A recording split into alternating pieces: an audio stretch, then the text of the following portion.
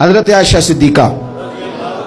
رضی اللہ تعالیٰ عنہ فرماتی ہیں ایک عورت تھی اور اسے نبی پاک صلی اللہ تعالیٰ علیہ وسلم نے وہ کلمہ پڑھ کے مسلمان ہوئی، مدینہ طیبہ آ گئی تو حضور نے مسجد نبوی شریف میں اس کے لیے مکان ایک سادہ سا کمرہ ساتھ مسجد کے بنوا دیا، وہیں رہنے لگی۔ اکثر وہ سیدہ طیبہ کے پاس آتی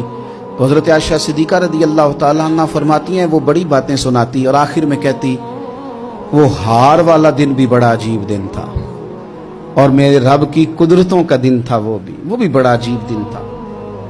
سیدہ عائشہ صدیقہ رضی اللہ تعالیٰ عنہ ایک دن فرمانے لگی کہ تو ہار والے دن کا بڑا ذکر کرتی ہے، وہ کیا دن تھا؟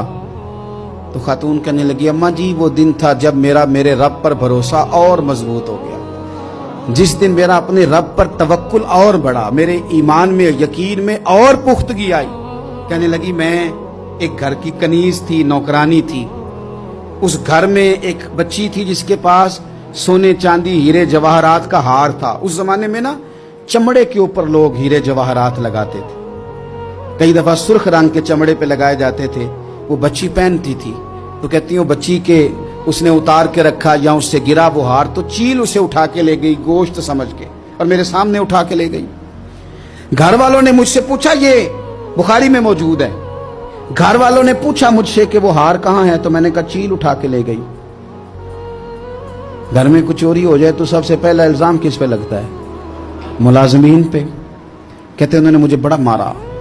بڑی تکلیف تھی، حتیٰ کہ میری شرمگاہ تک کی تلاشی لی، میری عزت اتنی خراب کی میں بتا نہیں سکتی۔ میں نے اپنی زندگی میں ایک واقعہ دیکھا، ایک امیر گھر میں چوری ہو گئی، ملازم کو اتنا مارا کہ وہ چارپائی پہ پڑ گیا، پولیس والوں سے اتنی مار پروائی گئی کہ وہ بیچارہ چارپائی پہ پڑ گیا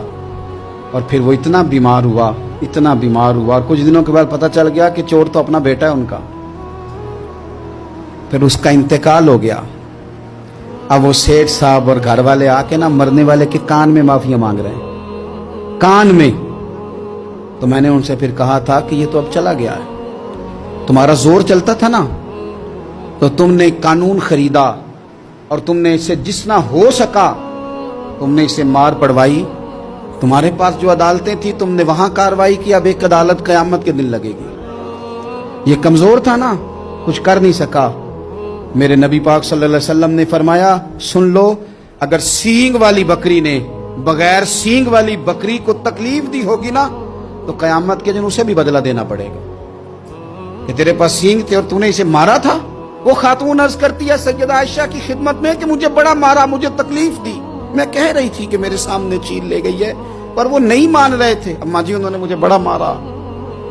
حضرت عائشہ صدیقہ کہتی ہیں پھر کیا ہوا؟ کہنے لگی اماں جی جب کوئی میرا مددگار نہ رہا،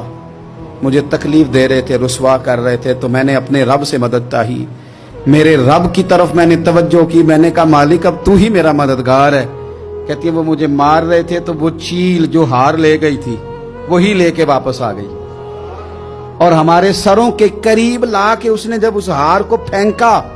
وہ مجھے چھوڑ کے سائیڈ پہ ہوئے، وہ میری بے گناہی جان گئے،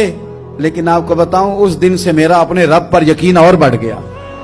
مجھے سمجھ آ گئی کہ جب انسان پورا ٹوٹ جاتا ہے اور جب کوئی چاروں جانب اس کا مددگار نہیں ہوتا تو رب تو ہوتا ہے نا، اللہ تو اس کا مددگار ہوتا ہے نا، وہ تو پھر اپنے اس بندے کی مدد کرتا ہے نا، پھر وہ تو توانائی دیتا ہے نا، وہ تنہا نہیں چھوڑتا، وہ تو آنسوؤں والوں کے آنسوؤں پہ بڑا کرم فرماتا ہے، وہ تو قسم پرسی میں آ جاتا ہے، اس کی رحمت بڑھ کے استقبال کر لیتی۔ اللہ